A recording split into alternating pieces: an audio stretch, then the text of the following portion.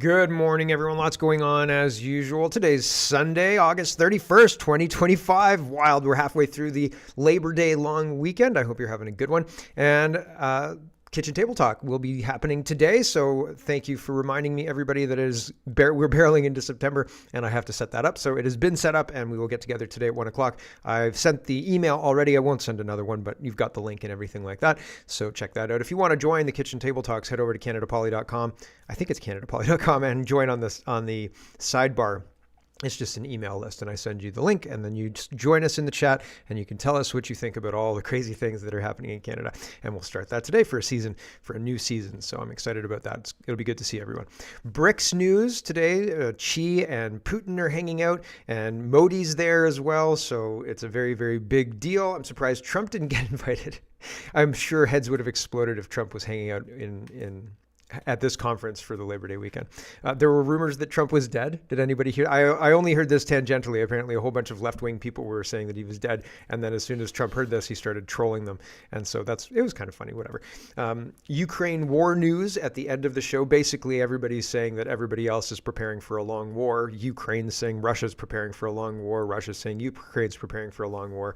I think if Trump walks away, then it'll be over pretty quick. But I digress. Maybe we're in for a long war. More spraying in the Ottawa Valley, and Dan Dix is talking about the glyphosate, Renfrew County. Dan Dix is talking about glyphosate, and he goes more in depth, and it's pretty good. I've just got a minute of it, but check out his work as well. The crime rate in Toronto, we're going to start there, has more than tripled since 2010. That's pretty wild, and taxpayers are on the hook for $99,000 more bureaucrats.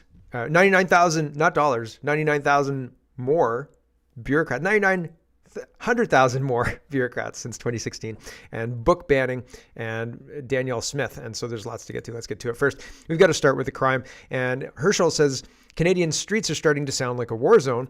I wonder why that is. CP24 is reporting over 80 rounds fired in downtown Hamilton, injured 3 people. So that's not great. And yes, the crime rate really has increased dramatically, and it's shocking. Like it's actually shocking. I didn't realize it was this bad. Michael says, here are the numbers of violent crimes reported each year in Toronto from 2010 to 2024. We've got to go back further. I'm interested in 1998. I'm interested in 1990. How many crimes were happening back then? Because I remember going, and it felt very safe when I was a young kid in the early 90s and the late 80s. Anyway, 2010 had 15,000 and change incidents, violent crimes. And I'm not going to go through all of them, but the increase is slow. So by 2018, from 2010 to 2018, it only increased by a little bit, 17,000, right? 15,000 in 2010, 17,000 in 2018. It's a rounding error-ish, kind of, right? And then 2019 happens and you get 32,000. That's almost double. Holy smoke. And then 29,000 and 30,000 and then 37,000 in 23 and then 50,000 in 24. What is 2025 going to look like? This is a bad trend and it seems to be getting worse. It gets worse, it gets worse, it gets normalized, and then it gets way worse. And then it gets normalized and then it gets way worse, right? And wow, how does that just get let go? People just get used to it? I guess kind of. Brian Passafume says Canada's Justice Minister thinks there's no crime problem in Canada, just like when he was Immigration Minister and thought there wasn't anything wrong then either. Sam Cooper's responding to that. He says, I don't recall gangs robbing LCBO in broad daylight 10 years ago, reading human trafficking warnings at 401 highway rest stops, machine guns shooting up bars, drugged out violent home invasions, stolen cars end up in Saudi Arabia, cartel invasion, super labs, RICO Act minister now. So, hey, Sean Fraser, there is something going on. Something bad's going on. You should probably respond to this. Fraser says, this isn't the Wild West, it's Canada. And people are responding to that saying, yeah, there's a whole bunch of people shooting up the place. What the heck's wrong with you, man?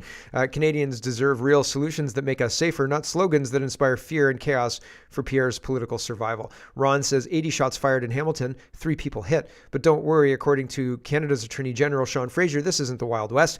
Everything's just fine. It's not the Wild West? Only the citizens are unarmed. So you're right, it's not the Wild West. We're sitting ducks.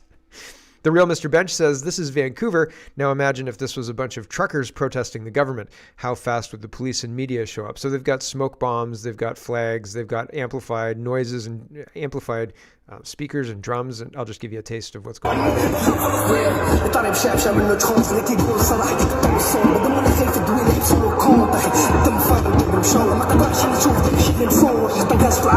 I'm trying to watch Netflix over here, you know? I need a cool Asian name like Zexy Mark, right? Like, can you imagine? I identify as Zexy Mark. Thank you.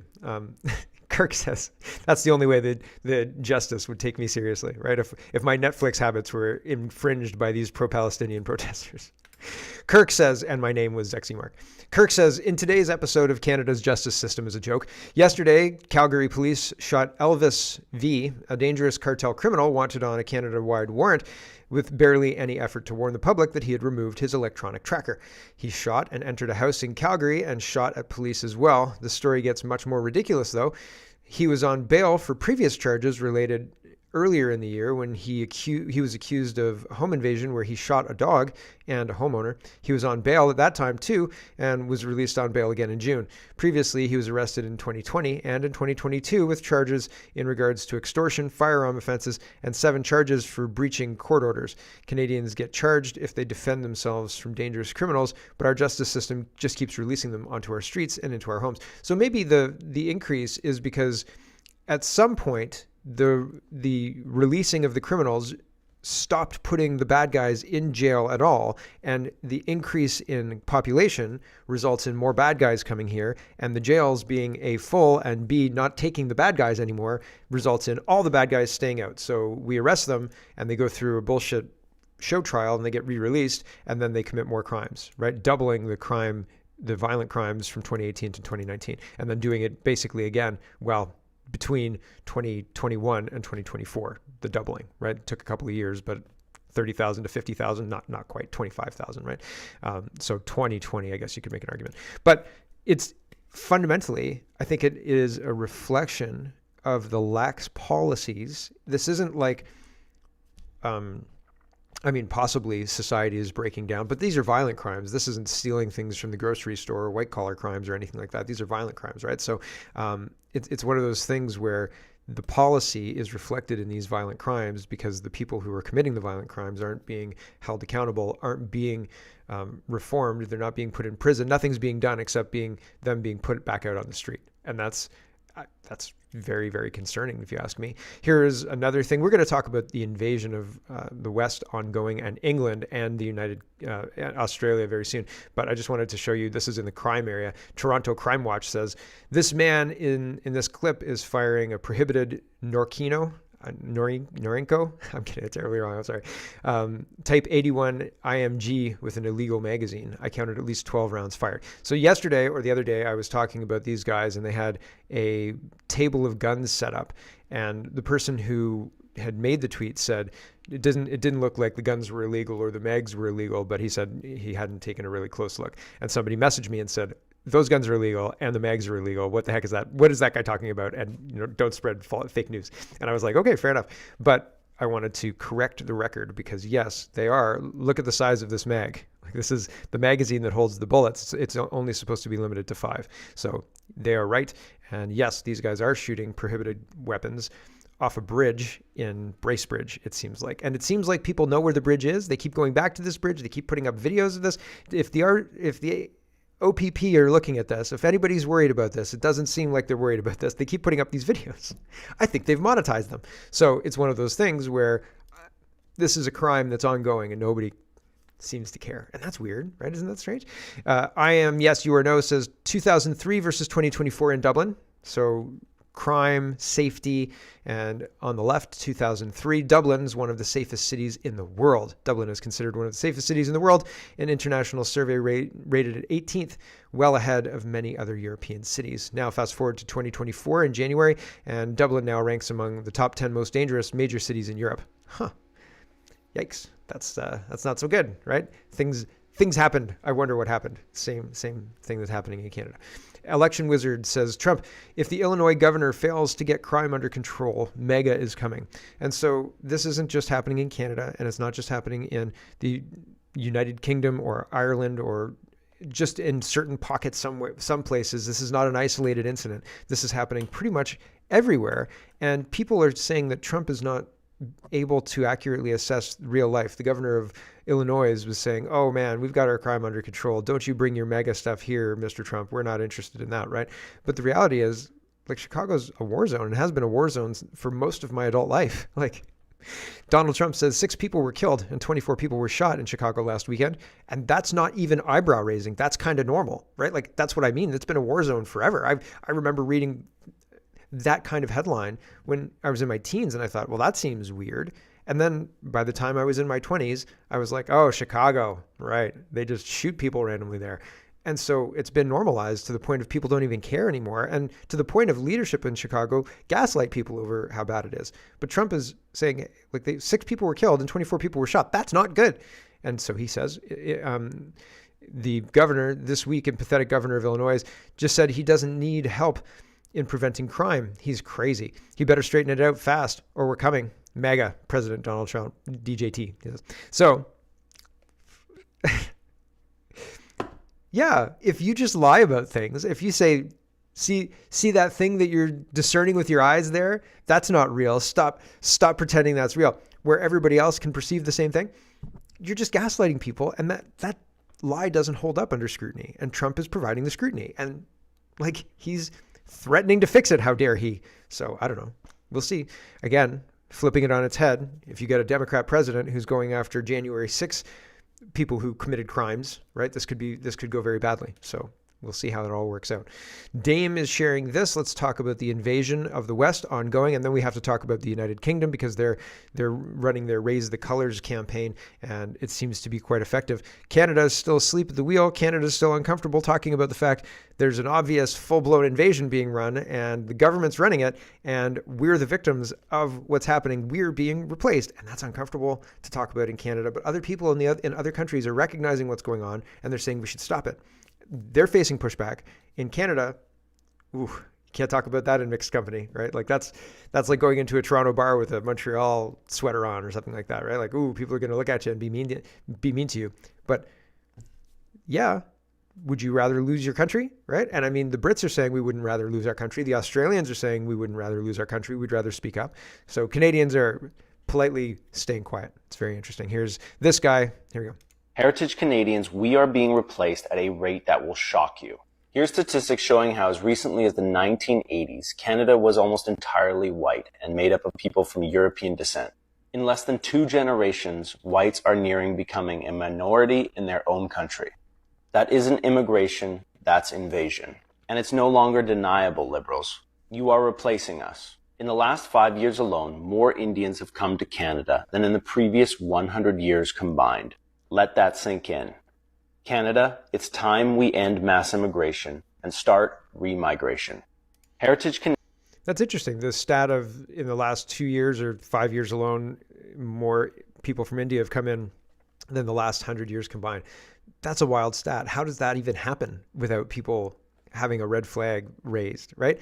When you walk around in Ontario or even rural rural Newfoundland, a lot of the stores, when you go into Subway, when you go into Tim Hortons, are staffed by Indian people. How did they get there? Why are they filling jobs in rural Nova Scotia or Newfoundland? Why do I keep messing up Nova Scotia and Newfoundland? It's weird. Here's this guy talking about how the Canadian government is paying Indian truckers to be Indian truckers.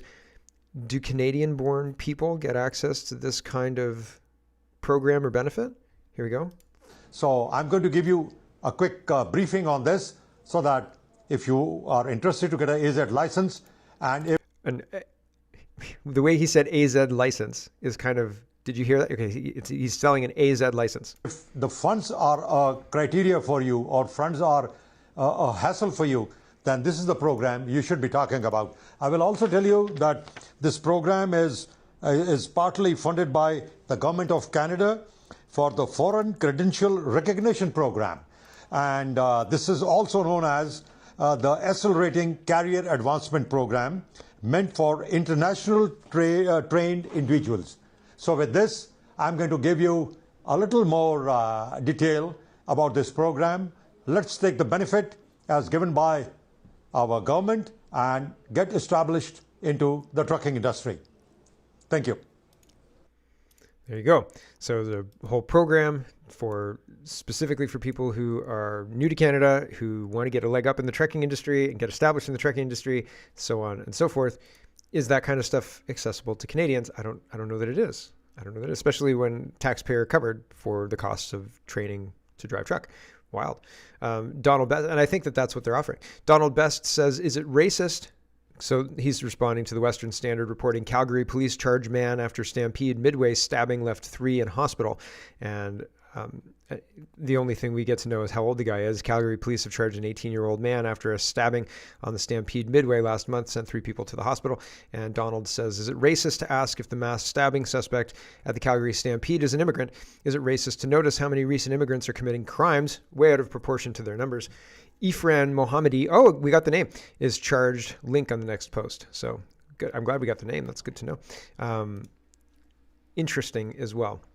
Rod says, if Lucy Connolly was put in prison for her deleted social media post, why isn't this woman being arrested for openly inciting arson in a housing estate? So Basil the Great is sharing this. An African tribe in Britain is casting voodoo spells on houses of white people. She says all the racists of the street will die.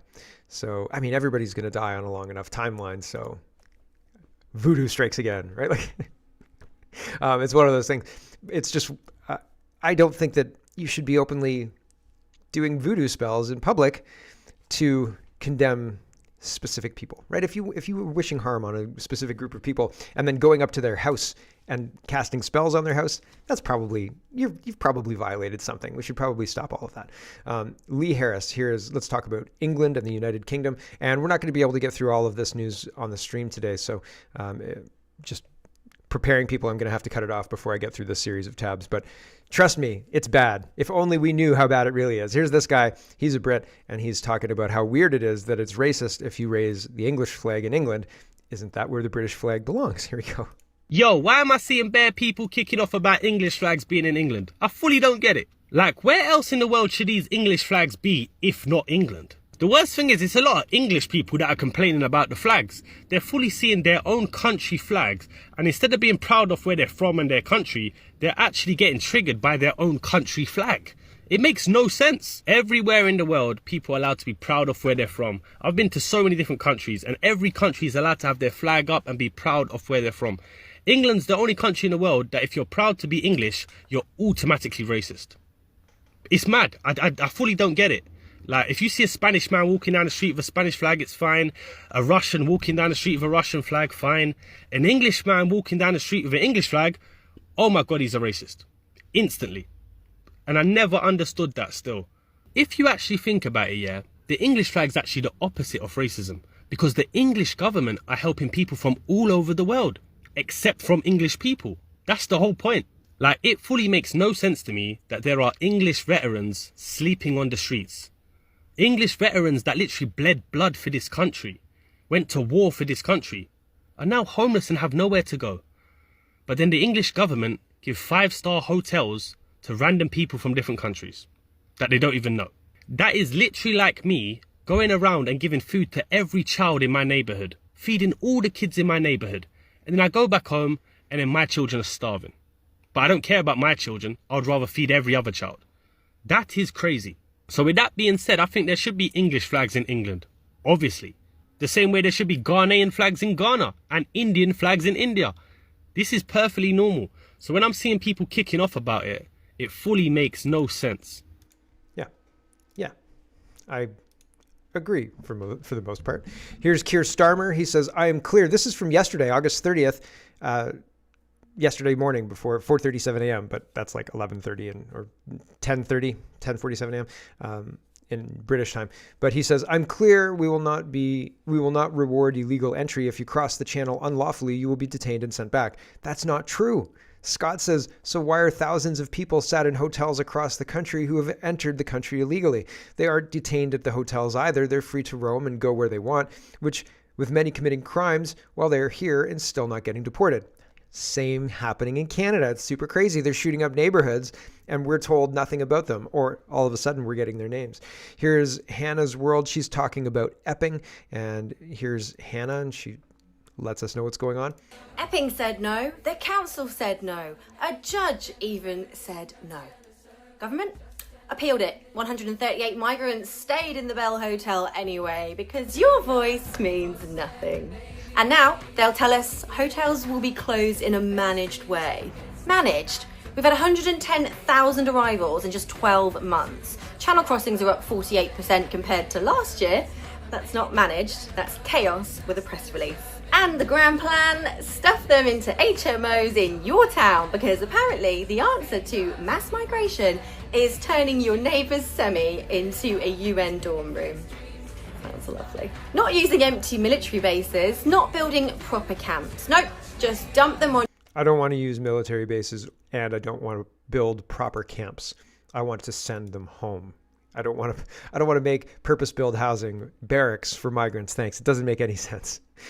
Elon says the nightmare happening to Epping and hundreds of other towns in Britain and Ireland will come to your town too, unless it's stopped by the people. Jim says the decision to overturn Epping's injunction on the Bell Hotel was never in doubt. The locals fought, the council stood firm, but the system is always going to crush it. This was not a legal battle, it was a political one, and the verdict was stitched up from the start. 3 senior judges made sure of that. This was a foregone conclusion, like I think most of our elections are a foregone conclusion. The solution is not going to be found in the judiciary, and it's not going to be found at the election box either, unfortunately. Eric says, holy cow, patriots are fed up with mass migration of Muslims and third world refugees into the United Kingdom. Thousands were seen marching in Skegness, England this week. I'm getting that terribly wrong as well. The momentum must continue. So here is an example, and I know Eppings is protesting still. I've got some video footage from that as well. Here's just a bit.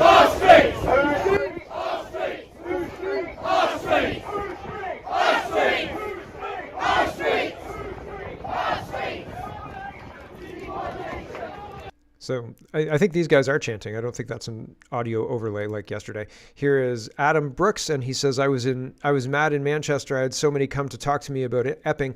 I had support from Black, Asian, and white people. I even had a Muslim guy tell me to keep speaking up because these illegals are giving hardworking legal immigrants like his parents a bad name. The lefty noise on X isn't real life. That is clear. Well, right. A lot of people aren't on X. That's certainly true. Tommy Robinson is asking Grok questions. I have Grok blocked because that's not what I wanted to do. I've him blocked because I don't find the AI reliable. So I don't find AI reliable. But Tommy Robinson's asking Grok to explain the Home Office changing. Well, he says, no, Grok, the Home Office report of 2020 was a fraud on the British people. It conflated type 1 and type 2 child sex offender types. It also redefined what a group was. Please look into an old article I posted years ago about this fraud. The Home Office report was made to dilute the truth about the offender types seen here. But they changed it to here he's more clear. He says, you need to review the link I provided, showing you how wrong you are and how the Home Office deliberately obfuscated, changed definitions, and conflated type 1 and type 2 child sex offender types.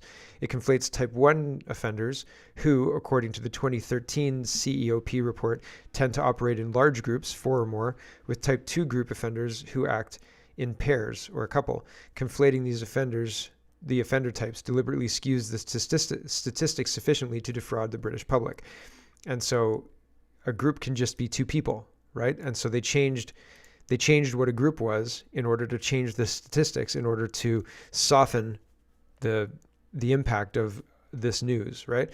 Tommy Robinson again says the Home Office deliberately redefines what a group is using this definition. Groups are 2 or more people of any age connected through formal or informal associations or networks, including but not exclusive to friendship groups. So a group can now be just 2 people.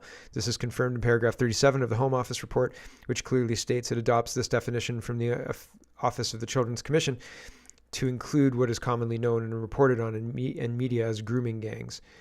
Therefore, type 1 and type 2 offenders have been mixed together, conflated, and thus they skewed the statistics. And that's the point. It's being used to lie to people and soften it. And so there's a whole lot more going on with the invasion in the UK and the crime, but it's happening in other places too. And we're going to talk about Australia, and then we've got a whole bunch more show. We've got our grab bag of governance, money governance, USA, BRICS news, and more. So we got to say goodbye to the stream. Thanks for watching, everybody. If you want the whole show, head over to CanadaPoly.com.